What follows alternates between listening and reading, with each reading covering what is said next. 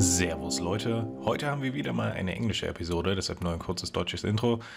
Wir haben heute hier den Johann Kurtz vom Becoming Noble Substack und ich will gar nicht mehr so weit vorweggreifen. Es war ein wirklich sehr, sehr interessantes Gespräch über viele Trad-Dinge. Leider auf Englisch, aber ich glaube, das sollte ja kein Problem sein.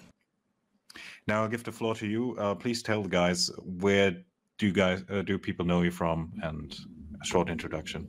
Sure, no, listen, thank you very much for having me, and I apologize to every one of your followers for my English. I write a Substack called Becoming Noble, and it was my writings there that got me invited to the event, to speak at the event that we met at, which was a real pleasure. The subjects I write about are, as the title suggests, around the concept of what would it mean to become noble. And primarily this is a sort of personal and spiritual and physical endeavor. It is not a grand political endeavor. And so in some ways it's more modest than some of the things you see in our sphere, which are sort of all about political arrangements or grand conquests or the founding of new religions. It's more about an examination of relevant philosophy from the different spheres. I partake from, both the kind of Christian and Catholic and traditionalist spheres, but also what I can from the vitalist or Nietzschean spheres as well, with which I'm well acquainted and have some history, and try to distill out of those the actual actionable elements that suggest things that we should actually be doing. And sometimes that's very simple. Obviously there's a lot of talk in the sphere about bodybuilding. And the literature that attaches to that is normally from Mishima. And I think actually it's an interesting subject, because I think his relationship between intellectualism and physicality is slightly misunderstood, and you get a kind of low resolution version of that typically in our spheres, which leads to a kind of self-satisfaction that just bodybuilding is enough. And that's not what Mishima suggested. But there's whole bodies of literature, around the physical aspects of nobility in the Homeric epics and so forth. So I think these are really interesting topics to look at. And by piecing together these pieces, my hope is that we can build for ourselves, for our children, and for the immediate communities around us. Again, this is not necessarily a grand project. These strains of virtue, these aspects of personal empowerment that will leave us in a place wherever the trajectory of our society, our civilization, and I think we have a common understanding of which direction that trajectory is heading in at the moment. Wherever we end up, we are in a place of spiritual and physical strength and health to tackle what comes next. And so that's the sort of primary theme over at Becoming Noble. All right, interesting. And how did you end up generally writing? What was your motivation? I always call it the villain origin story. So, yeah. Yeah, well, I've sort of got two different origin stories. There's my origin story as someone that discovered the sphere, and then there's my origin story far more recently as someone that actually started contributing. So I think I've always had a personal disposition to this the mode of thinking. These sort of anti-egalitarian traditionalist views that predominate in our sphere. Even, I grew up in a very liberal sort of intellectual household. Everyone was certainly what you would class as a liberal, and most of them were engaged in obviously liberal professions. And so I'm not entirely sure how it happened. One of my great heroes is my grandfather, who was a devout Catholic man and had a very large family, despite being wounded quite terribly in World War II. And so he was just a very impressive figure, and he sort of hovered in the background of my childhood. And so I couldn't tell you exactly why, but I was somehow immune to the sort of conditioning that was rife throughout my social fabric and my school and so forth. And over time, I sort of only became more convinced of those ideals. I went to a good school. I grew up with a lot of sort of elite kids, and they had every advantage in the world, wealth, stable families, everything. But very few of them turned into what would in any way obviously be spiritually healthy people. They just seemed dissatisfied. A lot of them really took too many drugs too young. And, a couple of them genuinely ended up institutionalized at my school. It was a fairly insane environment. And it wasn't difficult to connect that to the fundamental lack of any kind of transcendent value at that school, but a kind of soft, indulgent, decadent progressivism that was clearly lacking in the spiritual dimension. So I've sort of continued to seek that out. I've sort of read Anglosphere for a long time. One of the kind of pillars of my intellectual diet for the last 10 years has been Dave the Distributist. So it was a real huge pleasure to meet him at the same event. For me, that was a great honor. I've listened to his channel maybe for 7-8 years, almost since it was first started. So I've always been consuming in the background, but it was only more recently that I sort of left employment at a major employer and started my own firm and so forth, that I became confident enough in my self-sufficiency and independence that I had nothing to lose by writing. And I could sort of express myself more openly without fear of difficulty. I hesitate to say retribution because I'm not calling for anything too dramatic, but you never know in this sphere. So yeah, about a year ago, I started to write, and I've been incredibly grateful and encouraged by the response it's gotten. I have quite a lot of followers now, and people are really, the people in our sphere are so excellent and so polite and everything when you meet them. So it's been very validating to actually start participating actively. Yeah, brilliant. I mean, especially the point with the elite that seems to fall into like a deep pit.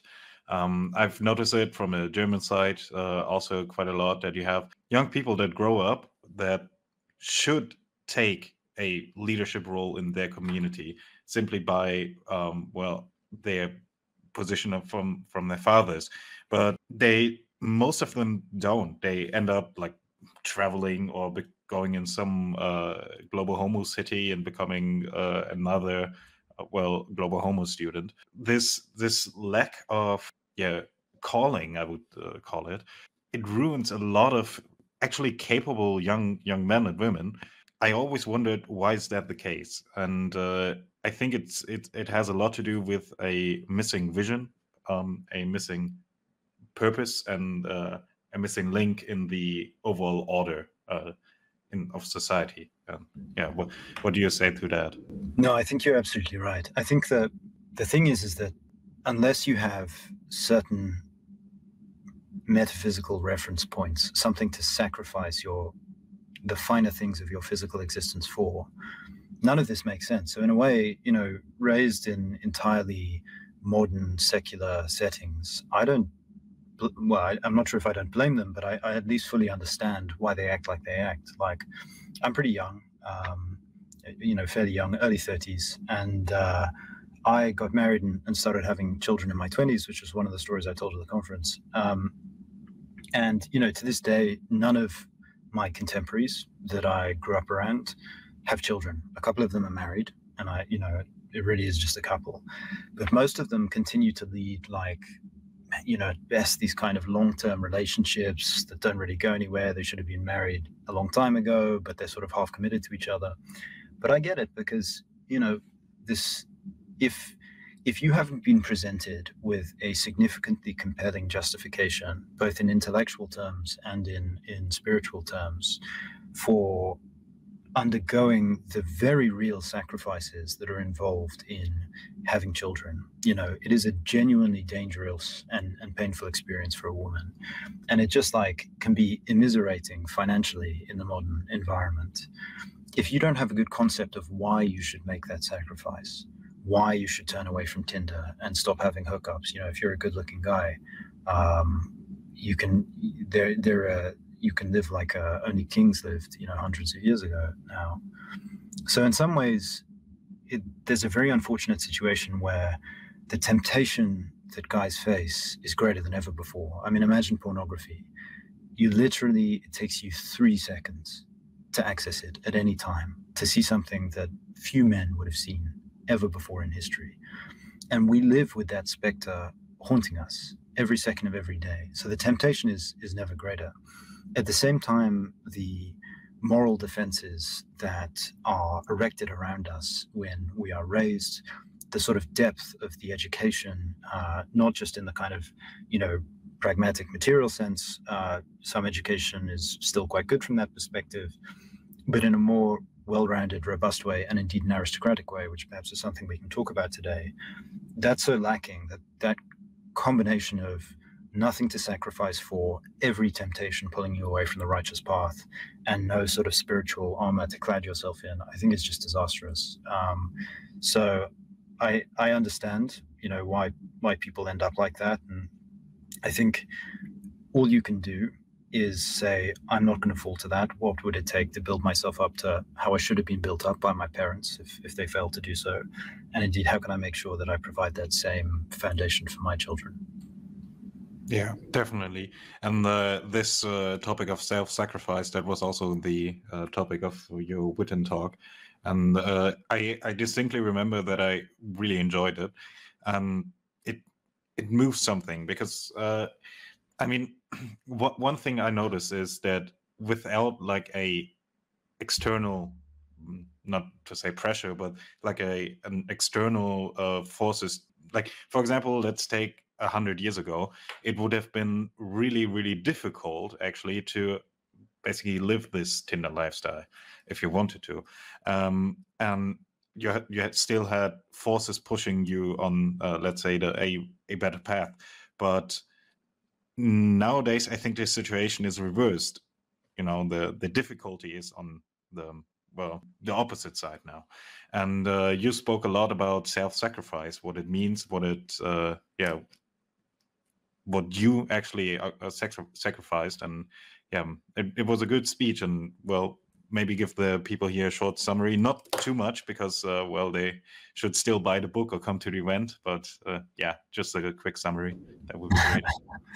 Yeah, so I'll do my best to remember what I said. It was a while ago, but I think the sort of central theme of the talk was a set of observations about why some of the common movements that attach to our sphere have not really resulted in any action.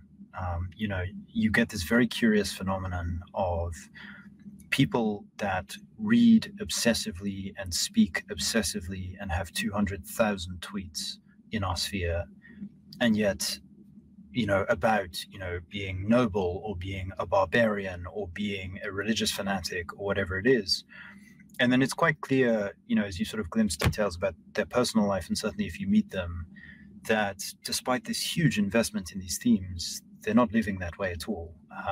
And this extends to some of the more sort of popular philosophers in our sphere that preach a philosophy that it's not clear they live in any way, which is this sort of curious phenomenon. And yet it still pulls us in, all of this stuff. And I'm as guilty of that as the next person. And I certainly don't live a life of sort of unparalleled action and piety. So I'm not claiming I'm any better than anyone else. But one of the sort of central observations of the speech, which, as you say, sort of revolved around the concept of self-sacrifice, was that men will not make terrible sacrifices if they don't observe the leadership of their movement, of their philosophy, of their religion doing the same. They won't run into the fray for a general that is holding back. And so one of the clear features of a culture that will emerge out of our sphere that will actually affect the world will be the, at first gradual and then very obvious rise of a culture of mutual self-sacrifice of one for another to one's brothers. These are the underpinnings of a sort of real world tribe. And without this, dreams of action, of actually using rhetoric to inspire men to make sacrifices themselves. And every departure from degenerate modernity is a sacrifice, because it's a culture that is built around the refinement of comfort and pleasure and materialism and so forth. And so even the slightest degree to which you want to turn people away from that demands a sacrifice from them, even if it's just to stop thinking about material indulgences and to meditate on some higher value for a short period of time. That is a sacrifice. So without this culture of sacrifice, our movement isn't going anywhere in the real world. And I sort of explored what that might mean, what those initial sacrifices might look like. And the sort of the philosophical component of this was a reference to a Hermann Hesse book called The Journey to the East, which is this kind of strange, quite mystical, quite difficult to understand short story about a pilgrimage of a religion that is unspecified, a sort of ancient perennial religion, in which the pilgrimage breaks down once the servant disappears. And it slowly emerges that in many ways the servant of the pilgrimage was in fact its leader, because he supported every single one of the sort of dynamics, the coherency of the movement, all of the key figures. They thought they were making their own journey, but in fact they were depending at every stage upon this other man's sacrifices. And once the servant disappears, the pilgrimage breaks down, and it sort of concludes with the protagonist lamenting the loss of the spiritual dimension of his existence. Again, it's a strange story, and it's difficult to speak about in a way that's meaningful in short form, and if you haven't read it, but I'd recommend it. He's a very compelling writer. But in my life, it would, again, this is not grand, it's not impressive, it's not out of the ordinary, certainly for any time before our own, but it was just a set of observations about the experience of starting a family very young due to my wife and I's religious convictions, in a town where no one was doing that, in a family where that seemed like a completely crazy thing to do. But this sacrifice that my wife made, really giving up her entire career, which she'd been on track for a very impressive one, to take this radical step in service to our faith, actually ended up pulling everyone in around us to this mutual web of sacrifice that was very encouraging to see. So even though my mother had cancelled at every stage against us having a child so young, as soon as we did, she became a grandmother. Suddenly she, in her personal life, emphasized her career far less because she had these grandmotherly duties and she naturally responded to them. And this sort of resulted in a dynamic of a family that very quickly ended up much more sort of classically. And again, I don't want to present that as any kind of grand solution or gesture or heroic act, but it was just a small personal observation of the dynamics of self-sacrifice gradually writing the set of relationships that we observe around us that can become so strange in the modern era. Just to play devil's advocate for a minute here, I can imagine that somebody could interject a criticism here, and I noticed this exact line being repeated quite a while ago when there was this whole breed them out versus clear them out discussion with AA and some other people. And it goes usually along the lines of, well, if your end goal is basically to build power, to build a society more along our wishes, our preferences, just being a dad isn't enough. Like, it is very noble, it is what you should do, but it's not enough. And how would you react to this? Yeah, I think that's a completely fair contention. I mean, my position is a simple one, and I have to say I don't understand all the disagreement here, because I mean, it seems to me the solution is very simple. Having children is necessary but not sufficient. It really is that simple. Like, our sphere has to be one that reproduces itself. I think we have to be tied to the principles of life and of heritage and of family and of lineage and of all of these conceptions that root a man in the world and root a man in history and root a man in culture. I think that's a necessary component of who we are, but it's not sufficient. I mean, it is completely right to say, if I have children and I continue to act without strength, without virtue, without prudence, and I make a series of stupid decisions in the world and I raise my children badly, I will have done precisely nothing. In fact, I could even have a negative consequence, quite possibly. It's really just the beginning point. Strong families, and I mean strong multi-generational lineages that build up land, that build up wealth, but that also build up virtue and metaphysical intensity. These are necessary components of the future of our movement. So again, when I say that wasn't a grand act that I'm putting on a pedestal and saying, look, I've accomplished my goal, it really wasn't intended in that way at all. It was just a kind of like, let's get used to making these sacrifices. And one of the points I think I made someone asked me a question after the lecture, was that in this act of starting a family, the act itself is one thing, and having a child is one thing. And, I'm raising young children at the moment, and my eldest son is now very athletic, and it's wonderful to see. It's wonderful to play with him and to think about what that means and how to bring that out of him the best. But just the mere act of having a family conditions you to place these grander concerns of history over your personal concerns of comfort and wealth, because you will be less wealthy, you will be less comfortable, you will have less time for indulgence and so forth. And just that first deliberate step of saying, in this instance, I am going to make a major sacrifice for what I believe to be these transcendent values, is the first step in building your entire life around that series of sacrifices that you will have to make. So no, I completely agree with the contention that it's not enough to pat yourself on the back and say, I've had kids. It's completely characteristic of, for example, the boomers, that this sphere likes to criticize that they all had children and that didn't turn anything around. So necessary, but not sufficient. Absolutely.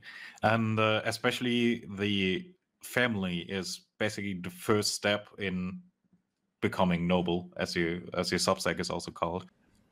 It basically forces you to think dynastically. You suddenly have a responsibility about other people, and you could also start implementing like living traditions, like a family unit. And it's not just you. It's also one thing that our sphere generally has as a great advantage against the general left. The left has a lot of vigor because destroying is not only easier, but it's also invigorating. It has a rush. But what we have going for us is basically a generational approach, saying, thinking like, well, it's maybe too big of an example, but thinking like the Habsburgs, that is probably one of the biggest advantages. Definitely. And I promise I normally use more serious intellectual citations than this one, but I think there's a reason that so many people in our sphere are attracted to Dune. I don't know if it's a work you enjoy. I'd be curious for your thoughts on it. But one of the features of Dune is this notion that a great family, over the course of generations of very careful decision-making and refinement in the way that they choose their partners and they raise their young, can culminate in a sort of man that is able to break through the sort of weight of history and rearrange the entire sort of potentiality of the future. That process of royal breeding and then refinement can bring humanity to heights of leadership that it is simply not possible to achieve in merely incidental leaders, people that were born in a healthy sense and then given a decent education and then cast off into the world. Those people can achieve great things, but they can't. It's truly rare that a man can achieve anything of that consequence on his own. And I think that's one of the most exciting things about being a father, is not congratulating yourself that the job is done, but actually engaging in the deep thought of how can I invest in my son, in my daughter, the most intense and refined version of the virtues that I believe in, and get them to truly believe in those, not just lazily say this is the way, and place it on top of them, but really kind of give them some kind of shining example, which is exciting and compelling and captivating. It forces you to reflect on your own beliefs, on what you lacked as a child, on what an ideal life would be at that age. And it's just an incredibly rewarding exercise. Oh yeah. And especially the family aspect. I don't know if you know this, but in Dresden, a city in Saxony, there's on the city castle the so-called Fürstenzug, like the row of kings, basically. And it's based all from the 1100s till 1918. You see every ruler of the land we now call Saxony in the long line, and they're all one family, like it, for almost more than 800 years. This one family ruled that through thick and thin. there were really, really bad times, the plagues, the 30 Years War, the Prussian occupation and everything, but there were really, really great shining examples. And if you look at the co-names of some of them, they're like Johann the Just, or things like that, and you see a long line. It's really beautiful. It's like 50 meters long, a huge wall, and I every time I go there, I look at it and I'm just in complete awe about it. I mean, I don't want to ruin Dune. I've never read it. I only watched the latest movie and thought the concept, I really liked it. But I mean, we have kind of these examples in real world where you can have a family rule a pretty important piece of land in the middle of Germany for 800 years. They pretty competently throughout the whole time. And it all starts basically with the family. Edmund Burke has a good quote about this, about the sort of relationship between the raising of the young and then the formation of exactly what you're talking about. It's in the middle of a section about the emergence of a natural aristocracy, but to read part of a paragraph, he says, quote, "To be bred in a place of estimation, to see nothing low and sordid from one's infancy, to be taught to respect oneself, to have leisure to read, to reflect, to converse, to be enabled to draw the court and attention of the wise and learned wherever they are to be found, to be habituated in armies to command and to obey. These are the circumstances of men that form a natural aristocracy, without which there is no nation." So any kind of like reflection on the great philosophers of medieval Europe. I mean, it's no secret the extent to which meditations on lineage and particular families and sort of aristocratic bloodlines and so forth were of complete fascination to every strata of society there. And it's the emancipation of the family from nobility is a sort of very modern, even postmodern one. This notion that I and my virtues, I don't want to overemphasize this point because it is also true that, at least in my religious system, the individual is the locus of moral responsibility, and you alone are accountable for your actions. But, if you read the Bible, you see these, long lineages of son of this, son of that, son of this, son of that. And the same is true really in the great works of early European cultures. It's no accident that in Tolkien, for example, he's very keen to state, Gimli, son of Gloin and all that. This kind of continuation of moral character, indeed refined through generations, is something that we've really lost contact with. And it's such a vital subject of explanation, of examination.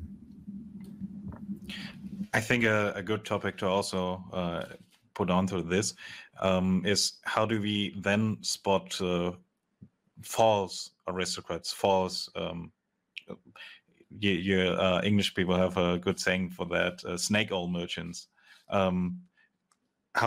How do we spot that? Because especially in modern day, almost everything has become about optics. Optics wars.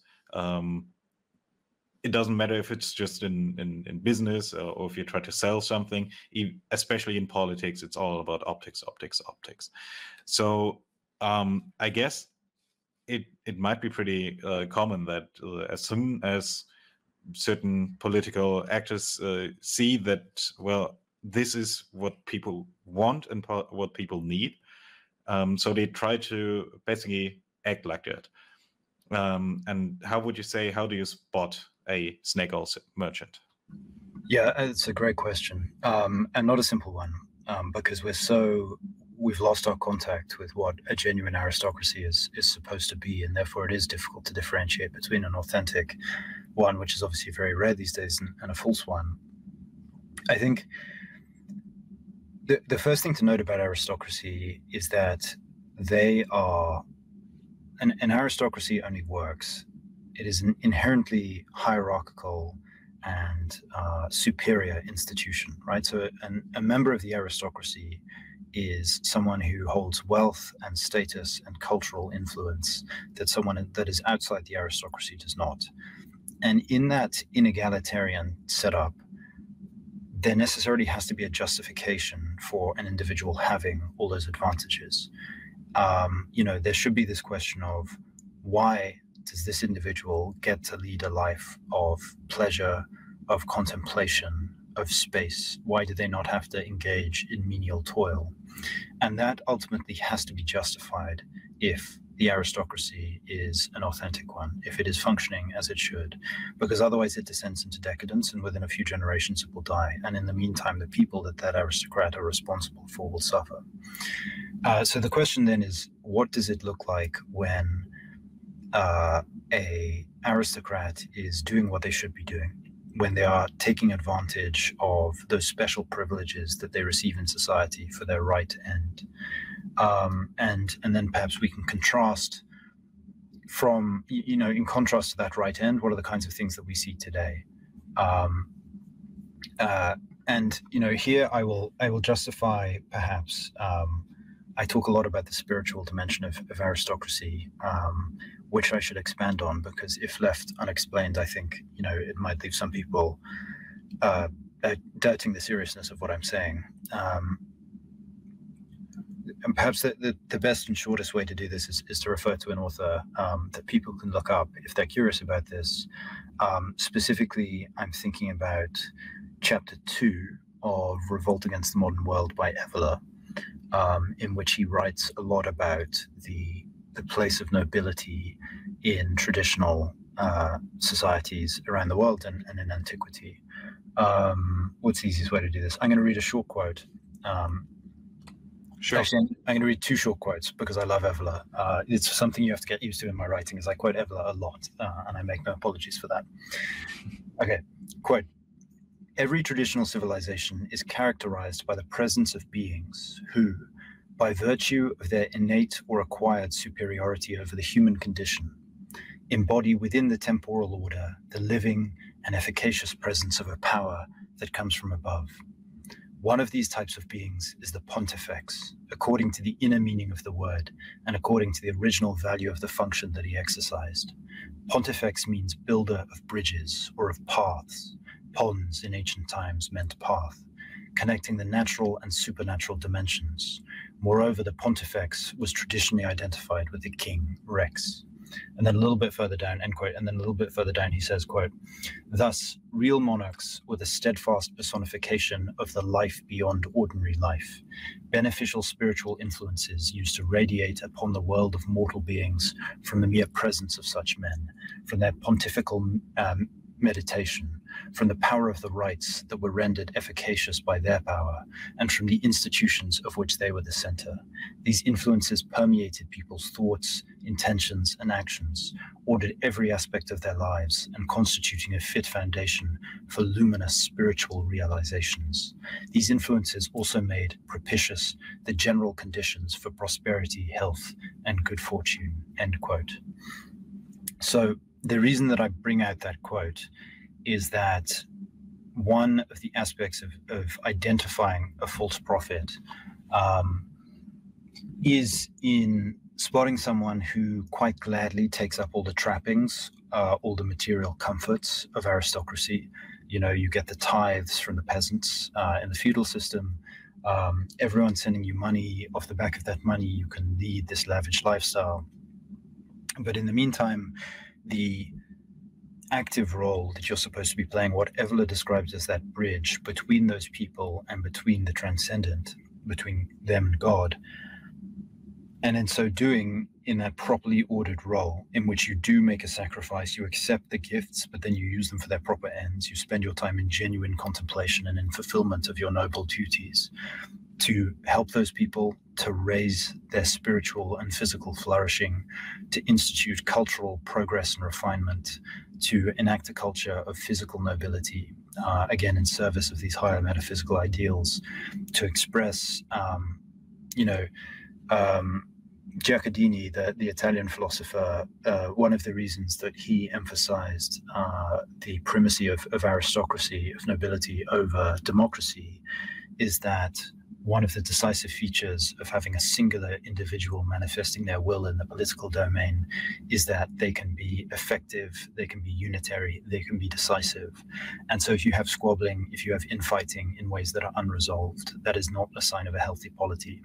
And fundamentally, there is this aspect of spiritual leadership. So a true leader, a true aristocrat, takes up this role of a leadership position that people look to, that people give to, that people support, but equally manifesting in each of the people that engages in that process, that enters into that contract of subordination to them and to their sort of manifest excellence. They themselves, the person that is donating or whatever, receives guidance and integration into a way of life in return that actually elevates them in every dimension of their being. They receive genuinely healthy guidance. They receive a genuine self-sacrifice, and you get this sort of tying of unequal binds, of individuals that are clearly at different strata of intellectual development and ability and so forth, together in these mutually responsive bonds. So in aristocracy, and this is where I think, I don't know if we want to go into this too deeply, Nietzsche has a very different view of aristocracy, which is very unitary. It's the Superman, the man that is disconnected from the sort of responsibilities as understood by the traditions that Nietzsche seeks to cast off. So I'm quite against that kind of Nietzschean interpretation of nobility, in which Nietzsche has a chapter on good and evil, beyond good and evil, which is on the question of nobility, and it's all about sort of personal distance and so forth. Nietzsche is a fantastic and exciting writer, but I don't think he captured well what a true nobility is supposed to be in its place in our existence.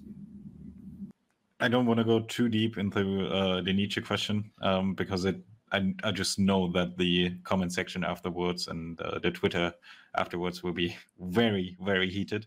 I remember a good article by you. It was Cultivating Heroic Spirit, and especially with what you said before, all of that can't even start if the person giving the unequal bind doesn't embody everything well himself, at least to the maximum possible.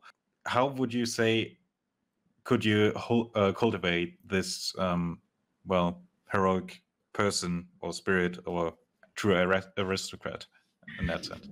Yeah, so that was part of my series. I should have reread all my pieces before this interview because I forget half of them after I've written them. But so that was part of a series in which I was protesting the fact that it is quite common now to watch sport. And the first piece in that series was called Don't Watch Sports. And the idea here was that actually sport is a very important role to play in society. And every culture from antiquity to our present has had its mode of integrating sport, physical competition, athletics, gymnastics, warrior culture into the broader society in a way that elevates men. And ours is the worst possible version of that because instead of integrating sport, we've sort of ostracized it. We hold it outside our society as something that is not to be participated in. And here I'm talking about professional sports on television, but something to be watched. And I sort of go into all the ways that this is both alien and detrimental to traditions of virtue. In Cultivating the Heroic Spirit, that was intended as the follow-up to the first piece, which was about, the clear response to don't watch sport is, well, I know plenty of people that play sport and they're not spiritually refined beings. You just have to go, as I said in the piece, down to the local gym and you won't meet many aristocrats of the soul. In fact, your pursuit of physical excellence has to be understood in the kind of context of spiritual development for you to enact this growth. And in that piece, I sort of laid out what I saw as the kind of various stages of that journey. The first of which was that, engaging in sport, as is universally recognized by anyone that's serious about the discipline, in itself does bring important virtues, discipline, steadfastness, resistance to pain, a sort of contact with your body that is very important in understanding yourself, and all this kind of like foundational set of virtues that is necessary for the pursuit of higher things. And then above that, the next dimension, I'm struggling to remember the framework I laid out. I'd encourage, that was a free article, so anyone can read it if they like, without having to sign up or anything. The next level up there was the integration of that virtue into the harmonious body of people around you as you participate together in either team sports or in competitive sports. You enter into a kind of dance and negotiation with your counterpart. There's in Sun and Steel, Mishima talks about the importance of the other, his discovery of the other, the sort of adversary, the person that he then had to react to in bringing about a more full understanding of himself and what it meant to pursue virtuous action and to better himself. And then the sort of final stages are this intentional loss of self in the intensity of the sporting moment. And I drew quite heavily here from a series of essays, again, that Evola wrote on mountain climbing, which there's a compendium of them called Meditations on the Peaks. But one of the things that Evola talks about, actually in a different book called The Handbook for Right-Wing Youth, is on a tradition that I know is native to your land, and I'd be curious to hear your thoughts about it. Mensur, the fencing, Yeah. which was integrated not just into, when you participate in that tradition, you're not just entering into a singular moment for yourself that demands bravery and an acceptance of pain, although that is certainly true. You are entering into a tradition that has lasted generations around you, all of which that seeks to define and codify and elevate men that can demonstrate those virtues, and then goes on to respect those men who bear the scars of their journey through that pain and bravery for the rest of their lives. Yeah, definitely. Also, you go. I mean, sometimes I wish the Anglosphere had something like that, because it, especially the honor aspect with it, takes away a lot of internal squabbling. It binds generations together. So when you're starting out as a young Fuchs, you start having training about 4 times a week with the other starting members, and usually guided or trained by the older active members. And then you train for your first Mensur. On this day, you're not standing only alone there. You have a whole team that supports you, because first of all, you're well packed in. You have goggles that restrict your vision quite a lot, and a lot of the chain mail and everything. So you can't really move yourself, so you need help. And then you're also, while doing the match, so to say, you need people that clean the blade, check if it's straight. Then you have the most important person, which is the secondant. He's basically there to watch you. It's like right beside you. Jumps in after each gang, each round, to basically stop the round and everything. And he also has to watch the opposite side if for any misconduct and everything. And it's a very important position. So it's not just you standing there. It's your team standing there. And then you also have the older members that have fenced in the 1980s and 1970s or early 2000, that know what you went through, that did exactly the same. That seeing these people come up to you and lay a hand on your shoulder and say, "Well done," that is something that bonds men together, and we have very, very few things like that still. And sometimes, if I could give the Anglosphere one thing, then try to implement something like that, because it not only bonds people together, you also have later on something to enforce honor. But that is a completely different question. And I think that something that's incredibly important and impressive about that sport in particular, that isn't present in, for example, say football, no matter how much you try and no matter how much you pursue it as an art of spiritual development, is the risk of death. And you have to have that component.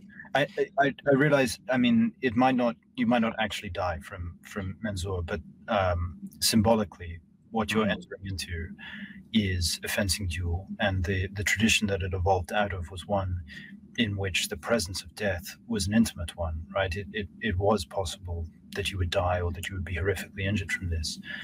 And what you're communicating when you enter into such a sport, and the same is true of all really dangerous physical endeavors, like climbing and extreme sports and so forth, is that you're communicating that there is actually something more important than your attachment to life, that there is something beyond life that is worth risking everything in pursuit of. And it's this discreet and ritualized way of admitting that and showing that you have the strength to put aside your life, your comfort, your physical well-being for a moment to reach beyond the physical into the metaphysical. And that's the kind of final stage of development of the sporting endeavor. Yeah. And I mean, more important than the potential of death is that you can't really negotiate your way out of it. Like, of course, you can always say, yeah, I don't want to be part of it. But, you know, that question aside, you know that at that date is a mensur, and you have to stand there. You better be prepared, because you can't just like negotiate your way out of it or have some tricky, witty argument. Well, you have to be trained. You have to have the dedication at that moment to be good. We are almost approaching 1 hour now. I kind of have a last important question for you. My audience is mostly people from 16 to maybe 25. So what main advice would you give somebody that was listening right now and saying, well, yeah, I think it's true what you're saying. What advice would you give a person like that to start the journey? That's interesting. I've never been put in this position before to answer that question. I've always wondered what I'd say. So I think, you know, if I reflect on what changed the trajectory of my life when I was that age, what really changed everything for me was meeting the woman that became my wife. And before this, although I had a theoretical fascination with a lot of thought of the kind that you find in our sphere, sort of very right-wing traditionalist thought, I wasn't living in a way that reflected that. It really was just an intellectual fascination. And in that way, I was sort of denigrating that philosophy. It was almost worse than not reading it at all, because I was turning it into pure entertainment. You know, look how transgressive it is, look how different it is, look how, you know, reading these texts ignites a fire in your belly, and then you put it down before you go to bed, and you just don't do any of that because it's so alien to you. And over time, I think it's very dangerous if you continue to indulge that. So the question then becomes, how do you move past that totally postmodern relationship with literature, with the ideas in our sphere, in which the actions of your life and the ideas that you like to entertain are radically disconnected? Because as long as that is the case, it is a sign of an overly intellectualized existence. You have lost the direct connection with nature and with existence that is the only way out of the totally stultifying, boring heaviness of modernity, you know, in which you have to sit in a classroom for 8 hours a day. It's just more of the same. You need to find a way to directly integrate your core beliefs into the actions that you take as you move about your life. And for me, when I met my wife, she really is, she's quite an amazing woman. And in many ways, she saved me. I was not living in a way that, a Christian man should when it came to dating and so forth. I was enjoying myself as I thought. And I met my wife. My wife just wasn't having any of that. Like, she was one of the most beautiful women I'd ever seen. She was the most beautiful woman I'd ever seen. And I knew like it was worth giving up everything to be with her. And she had the strength of character to not tolerate for a second the idea that there would be anything else, it was her and no one else or nothing at all. And it was, I think, at that moment that I realized that that was the first time. And it wasn't in this intellectualized way. It was just in a very direct, almost animal way, that I made this decision to authentically pursue a very traditional relationship with this woman. Like, I gave up everything that I had grown accustomed to indulging in to be with her. And I don't think it's an accident that it was shortly after that I began returning to church. I'm a Catholic. I was born Catholic. My ancestors were Catholic, and it was very important for me that I retake up that particular tradition. And so I don't think it was an accident that my ability to reintegrate, not just intellectually, but authentically in the way I was living in my life, came shortly after I met my wife, and she sort of forced this change in the dynamics of my existence upon me. And it was then that I really began to unlock the ability to authentically integrate what I believed and what I was doing. And everything fell out of that. So what I would say is, I'm very biased. I am a Catholic.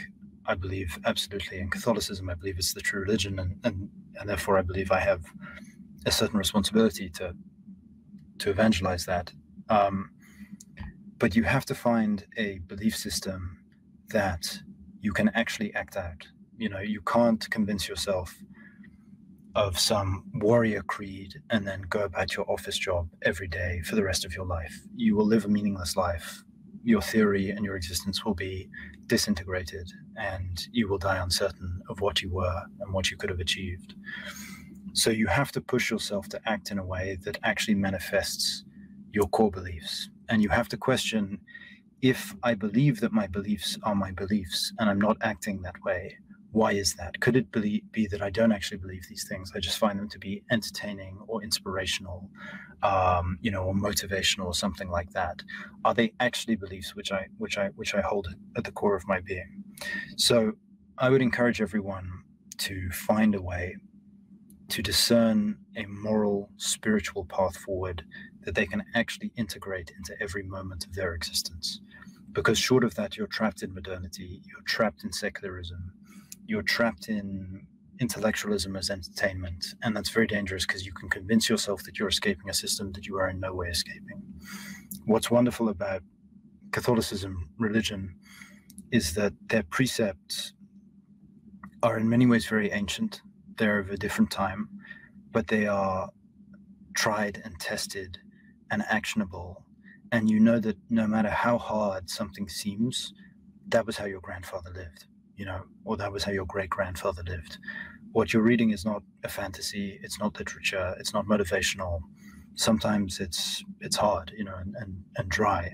But in those traditions, they empower you to act in a way that a lot of the stuff that our sphere is most captivated by, and for good reason. I am too. I read it. I love it. I think it's fascinating and entertaining and an important part of our intellectual diet. But action has to be a component of that, or you're descending deeper into postmodernity. You're not transcending it. Absolutely. I mean, the goal with this channel was also, like, we try to hammer it home every time. Politics is not just entertainment, and I see it way too many times with people on evil Twitter where it's just like watching sports. And we like this channel also had like always a really hard stance against that, because it's not just sports. It's not just like comparing the best, I don't know, most edgy philosophy you can find up. There's actual consequences in that. And I mean, I sometimes struggle with that, because what I want and what I live and what we live in, those are just two foreign things, and it's tough sometimes to basically actually live out what you try to do. But that is just like the Roman soldier in Pompeii when the volcano broke out. He just stood his guard. Maybe we are doomed in our endeavor. Maybe it's all going more downhill, and our future is like a brave new world. But it's our duty to try our best and actually try to embody that what we want to see. And yeah, if you don't have any closing remarks, where can people find you? No, I love that quote by Spengler. We are born in this time and must bravely follow the path to the destined end. That is our truth. No, listen, thank you very, very much for having me. I really enjoyed the discussion. And it was, as we said earlier, it was fantastic to meet in person. You can find me at becomingnoble.substack.com. If you search my name, I think it's now the first result, or Becoming Noble. But yeah, becomingnoble.substack.com. Please do sign up. Almost everything's free. And it'd be great to have people there. All right. Thank you for coming on. And thank you for listening.